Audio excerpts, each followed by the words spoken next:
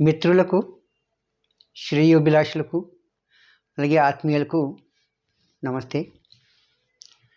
సోదరులారా, ఒక వ్యక్తి సంపూర్ణ ఆరోగ్యంగా ఉండాలంటే ఏం చేయాలి అనే దానికి పెద్దలు అంటే ఋషులు, సాధువులు వీళ్ళందరూ కొన్ని రకాల ఆరోగ్యాన్ని కాపాడుకోవాలని చెప్పారు. అందులో ఒకటి శారీరక ఆరోగ్యం, రెండవది సమయ ఆరోగ్యం, టైం హెల్త్ అంటాం దీన్ని.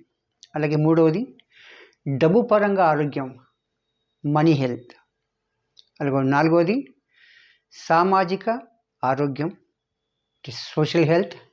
ఐదవది స్పిరిచువల్ హెల్త్, ఆధ్యాత్మిక ఆరోగ్యం. దీనిలో ఒక్కొక్క దాని గురించి తెలుసుకుందాం. మొదటిది శారీరక ఆరోగ్యం. మిత్రులారా, మనం ఈ ప్రపంచానికి మన శరీరం ద్వారానే పరిచయం. అంటే మనల్ని గుర్తుపట్టేది మన శరీరం ద్వారానే. కాబట్టి మనం ఆరోగ్యంగా ఉండాలి అంటే మన శరీరాన్ని కూడా ఆరోగ్యంగా ఉంచాలి. ఎందుకు? మన ఆత్మ మన శరీరంలోనే ఉంటుంది. కాబట్టి శరీరం ఆరోగ్యంగా ఉంటే ఆత్మ కూడా ఆరోగ్యంగానే ఉంటుంది అని నమ్ముతారు. అంటే ఏం చేయాలి దీనికి అంటే ప్రతిరోజు శరీరం ఆరోగ్యం ఉంచడానికి వ్యాయామం చేయాలి, వీలైతే యోగాసనాలు వేయాలి, అలాగే పౌష్టికమైన ఆహారాన్ని తీసుకోవాలి, అలాగే చెడు వ్యసనాలకి దూరంగా ఉండాలి. అంటే ధూమపానం, స్మోకింగ్, అలాగే సారాయి, ఆల్కహాల్, వీటికి దూరంగా ఉండి శరీరాన్ని కాపాడుకోవాలి. ఆరోగ్యంగా ఉంచుకుంటే మనకు ఎలాంటి రోగాలు ఉండవు. కాబట్టి మనలోని ఆత్మ కూడా శాంతిగానే ఉంటుంది. ఇక రెండవది సమయ ఆరోగ్యం అంటే టైం. ఎలా? సృష్టిలో కాలం అనేది గమని, దీన్ని డైనమిక్ అంటారు. అంటే అది ఎప్పుడు కదులుతూ ఉంటుంది, నిత్య గమని అంటాం. టైం ఎవరి కొరకు ఆగదు, ఒకరికి ఎక్కువ ఒకరికి తక్కువ అనేది. ప్రతి ఒక్కరికి రోజులో 24 గంటలు మాత్రమే ఉంటాయి.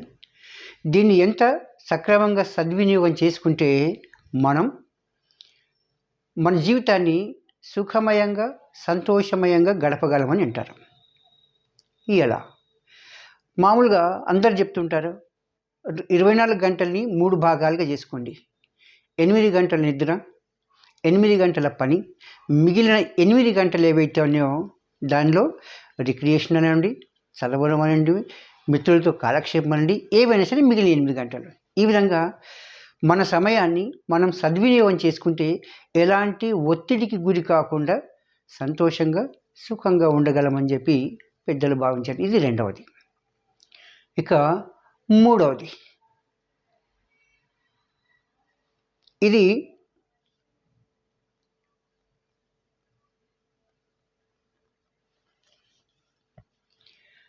మనీ హెల్త్, డబ్బు పరంగా ఆరోగ్యం. మన దైనందిన జీవితంలో కొన్ని రకాల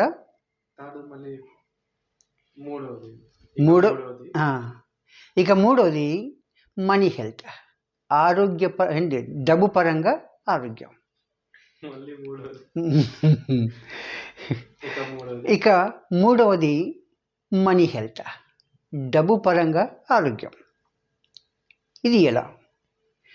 మన నిత్య జీవితంలో అంటే పుట్టిన దగ్గర నుంచి చనిపోయేంత వరకు దాకా మనకులో కొన్ని భౌతిక కోరికలను తీర్చుకోవాలంటే దానికి డబ్బు కావాలి. ఈ డబ్బును మంచిగా సంపాదించండి. అంటే చెడు కార్యక్రమాల ద్వారా కాకుండా మంచిగా తగినంత డబ్బును సంపాదించండి, మీ ఖర్చులకు ఉపయోగించుకోండి. అలాగే మీ వృత్తిలో అభివృద్ధి కొరకు కొంత ఉపయోగించుకోండి, కొంత మీ భవిష్యత్తు కొరకు సేవింగ్ చేసుకోండి, అంటే దాచుకోండి. ఈ విధంగా అవసరానికి వాడుకోవడం, భవిష్యత్తు కొరకు దాచుకోవడం, అలాగే మీరు ఏ వృత్తిలో అవుతున్నారో ఆ వృత్తిని అభివృద్ధి చేయడానికి మీరు కొంత ఖర్చు పెట్టాలి. ఈ విధంగా పెడితే మీకు ఎలాంటి కష్టాలు రావని చెప్పి పెద్దలు భావిస్తారు. ఇక 4వది సామాజిక ఆరోగ్యం. మిత్రులారా, మనిషి సంఘజీవి. సంఘంలో తాను ఒంటరిగా జీవించలేడు, అందరితో కలిసి జీవించాలి. కాబట్టి సాధ్యమైనంత వరకు తన తోటి వారికి సహాయం చేస్తూ అందరి తలలో నాలుకలా ఉండాలి. అంటే వాళ్ళ అవసరానికి మనం ఉపయోగపడాలి, మన అవసరానికి వాళ్ళు ఉపయోగించాలి. అలాగే అందరినీ ఎంతో మర్యాదకు పిలవాలి. అంటారు, ఊరు మంచిదైతే నోరు మంచిదైతే ఊరు మంచిదవుతుందని అంటుంటారు. కాబట్టి అందరూ ఎక్కువ మంది ఆప్తులను సంపాదించుకోవడానికి ప్రయత్నం చేయాలి. ఎప్పుడైతే నీకు ఆత్మీయులు పెరుగుతారో నీకు సమాజంలో ఎక్కువ మందిని ఫ్రెండ్స్ అవుతారు నీకు. అది సామాజిక ఆరోగ్యం. ఇక చివరిది ఆధ్యాత్మిక ధనం. అంటే ఇప్పటి నుంచి కాదు, మనిషికి తెలివి వచ్చిన దగ్గర నుంచి కూడాను భగవంతుడున్నాడు అనే ఒక నమ్మకం ఉంది. ఈ నమ్మకం పోయిందా? అటు పోయింది ఒకట. అవునా? ఓకే. 5th. ఇక 5వది ఆధ్యాత్మిక ధనం. దీన్నే స్పిరిచువల్ హెల్త్ అని అంటాం. దీని ఏంది, మన జీవితంలో ఎన్నో కష్టాలు, నష్టాలు, సుఖాలు, సంతోషాలు ఇవన్నీ వస్తుంటాయి. వీటన్నిటిని కూడాను మనం సమదృష్టితో చూస్తూ సమానంగా వాటిని స్వీకరిస్తే మనకు ఎక్కువ మన గుండె మీద కానీ మన ఆరోగ్యం మీద కానీ ఎక్కువ ప్రెషర్ పడదు, స్ట్రెస్ పడదు. అందుకే ఏం చేస్తాం, మనకు ఎప్పుడైనా కష్టం వచ్చినప్పుడు భగవంతుడా ఈ కష్టాన్ని తీర్చు అని అంటాం. అంటే దైవం మీద నమ్మకంతో మనం ఏం చేస్తున్నాం, ఆధ్యాత్మికంగా దేవుడిని నమ్ముకుంటూ మన భారాన్ని అంతా ఆయన మీద వేసి స్వాంతన పొందుతున్నాం.